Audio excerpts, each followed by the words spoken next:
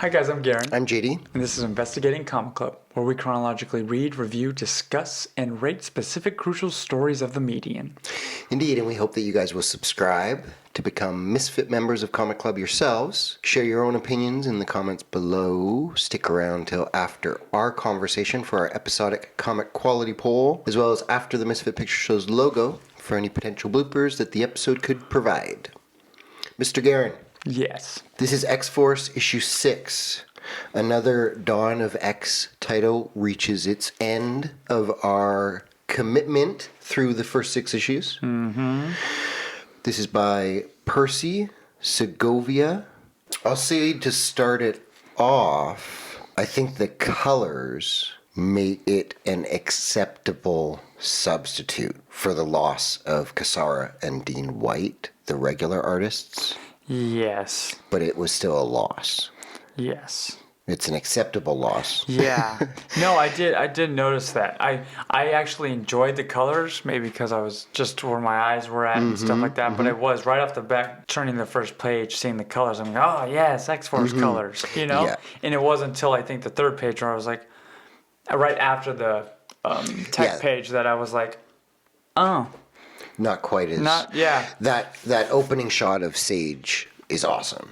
Mm-hmm. You know, and those couple pages are pretty great. And I think actually this whole prologue of the Beast's thoughts, you know, Percy knows how to write. He's an excellent wordsmith.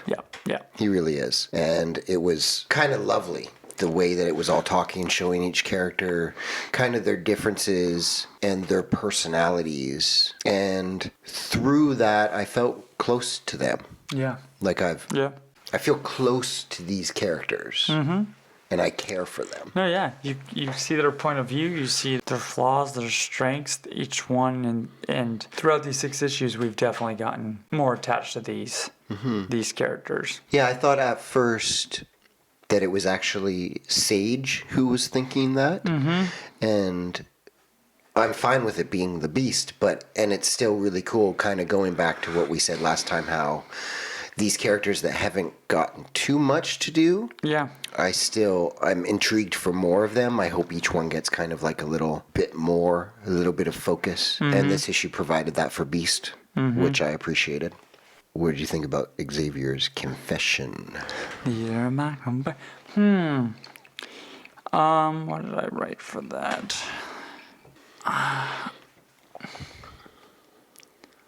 Just the power of Professor Xavier's manipulation to control the outcome of your reality and your thoughts and how you feel is kind of what I feel is in this confession to show. And it is very biblical too. It's like, oh, I had to do this. I had to die for this to happen, for you to have your eyes opened. You had to lose me and then have me be brought back to see that it's the risks. Yeah. The stakes. Mm-hmm. How do you feel about that? That he's confessing that yes, we had thought about that, and now he is confessing that he set that up. I mean, since we kind of threw it out there as a thing, not too shocked.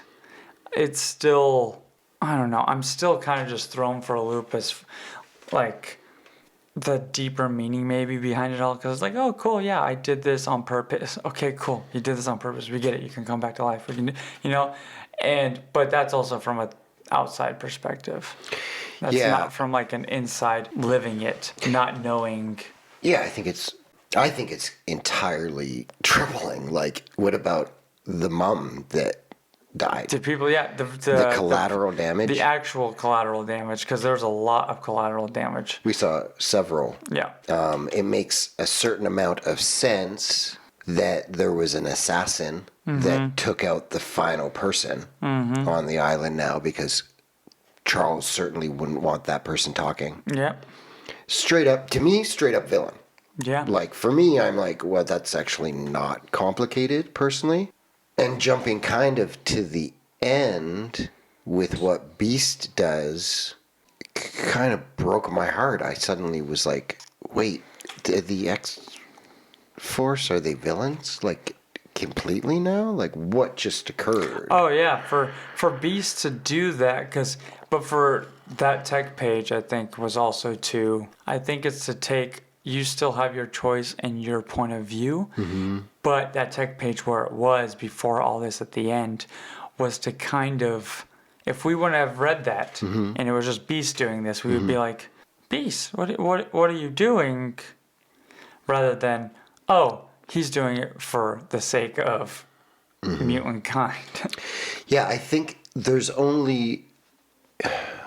I have enjoyed the first 5 issues of this comic so much that I'm trusting Mr. Percy for a little bit longer. Yeah. And I'm hoping that, like, there's only one way. It makes me think of how Sage was observing Beast in the previous issue. Oh, yeah. And it makes me feel like, okay, well, Domino, Wolverine, Jean, who really tells Beast to shut up. Yeah. Like, it feels like, okay, now there's an absolute schism that's going to happen.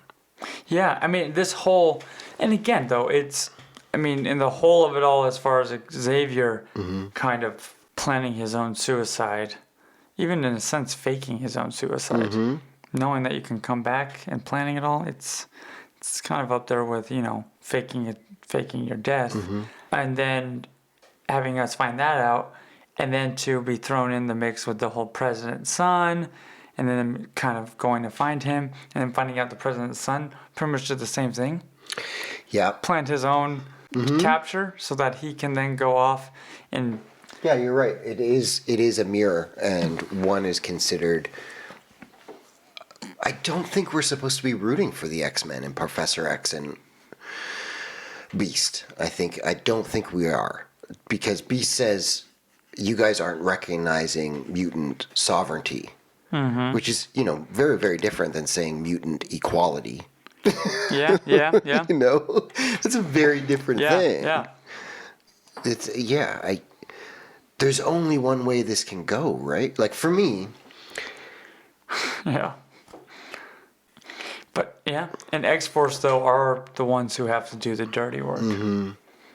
They are, and I just don't think... The ends can't justify the means. I feel like there's going to have to be a pretty big schism, and it's got to be pretty quick, because with Xavier and Beast calling the shots, I cannot root for their missions to be successful. Yeah. We already see how this is backfiring. They don't know it yet. This seemed to backfire. They don't know it yet, but it's backfiring. We could at least see that it backfired. I feel like we're going to see, I guessed that Professor X had done that. Yeah. Beast seemed to be going down the wrong route when he smacked that guy and stuff. Even his wording at the very last page doesn't even seem like Beast. Beast is a very much know-it-all. He is smart. He knows he's smart. He's super sensitive. But sensitive, so he's not someone who's like that. That's where the writing was a little thrown off for me, where it's like, and that's why I'm the conductor, because I'm always 5 moves ahead of everyone else, because I'm never wrong. It's like, we get the writing in that sense kind of pulls me back, because I'm like, I don't feel like this is Beast anymore. This isn't Hank talking. Right. That's not something he would say. This doesn't sound like Hank. It almost sounds like a little rope-a-dope of, oh, look at what this is going to happen, like, I am so big and powerful. Look how the writing contradicts the art, that's kind of what I'm seeing here, when it's like, I can see that, and I can see what you're trying to do. They're like, oh my gosh, because I'm never wrong. But you are wrong. Oh my gosh, look at this creature, this man being built here. Yeah, you take all that away. But I don't believe Hank is saying, that's not something Hank's, I don't feel like would say. He's not that arrogant. Yeah, no, you're right. And, it's the first time that I think Percy, I do suspect that... Now I suspect that Sage is going to call a secret meeting with Logan and Jean. But Percy kind of went so far forward with Beast in this issue. There's kind of no acceptance unless Sage calls that meeting, because... Yeah. It seemed like Dark Beast. Like, it's... You know what I mean? Like, it seemed like Hank the villain. Yeah. Just, it didn't. It was. I'm a little baffled, to be honest, this week from X-Force number 6 and X-Men number 5. On one level, they're good, but only if the story goes in a certain direction. And pretty quick. Like, we can't be rooting. Like, if Krakoa and everything, like, oh, they are all hopped up on the Krakoa Mountain Dew, and that's why Beast is acting this way, and Black Tom Cassidy is doing this crazy stuff, and Professor X is going a little mad. Like, unless, like, you can't keep this up for another 6 issues. And there's got to be more to this that we're missing, too, because for them to hit it on the head so much, for it to be like, pay attention to this, with even them talking about, you always are 5 moves ahead, aren't you, Dr. McCoy? Always. And then for it to end with him saying, I'm always 5 moves ahead. Always. I'm never wrong. It's like, okay, we get it. You are wrong. Yeah, but it's like you're wrong because this person is still alive and not a vegetable. Yeah. But you're also wrong to have done what you did. I think I liked how they did bring up the Omega Sentinels. I did like that. It brought all this back together, things we know, things we've heard. And even being like, oh, we're not allowed to kill humans. It's like, well, there's a point when humans are no longer humans. She just takes his word for it. Yeah, she's like, oh, okay. She's not like, Hank, you're acting a little weird. I'm not going to take the life of this. I don't know. You did the right thing, Beast. Yes, Jean. Don't patronize me. Because I feel like in that moment, she was second guessing it. They could have added a little bit more in one more page and maybe give her a little bit more of fighting it. Yeah, but, because she did fight it enough. The stakes were really high. Yeah, the stakes were high. She's like, do you think? No? Okay, should I? All right. Thank you, Jean. You did the right thing. It's like... Well, this is the 6th issue of X-Force. Clearly, we both have some problems with this specific issue. We have really enjoyed it up till now. What is your grade for this issue, and is it making your cut? I give it a B. And so far it's been, 5 or 6 A's? So I gotta keep going with it. I still enjoy, like we said, the characters. And the art changing up a little bit was a kind of throw you off. Could have been a little bit more for this issue. But as a whole, for the 6th issue, yeah, this issue kind of didn't come in strong, of course, but the overall 6 issues every week, I've actually looked forward to it, Yeah, I'm concerned with these couple issues at like X-Men and X-Force this week, but I think after the barrage of all the Dawn of X titles, when we kind of sweep those aside, I think the negative points of these issues this week won't feel as drastic and heavy as they are, and because it has been kind of a drag, with this stuff. Kind of a drag. It's a bust, but for 5 issues in a row getting A's. Yeah. I'm going to give this issue a C. Like it was. She's doing C's across the board, guys. There's some big concerns that I have with this. Like the decisions that characters are making, they have to come out the other side. But what if they don't? Like, what if this is the status quo? So that's how I feel about this issue. But certainly, X-Force, continue. Give it a few more issues for sure. Yeah. Let us know what you guys think in the comic quality poll, A, B, C, D, or F. And let us know how you also feel about these first 6 issues and this issue. So, and keep the conversation going. And we have given Excalibur the cut.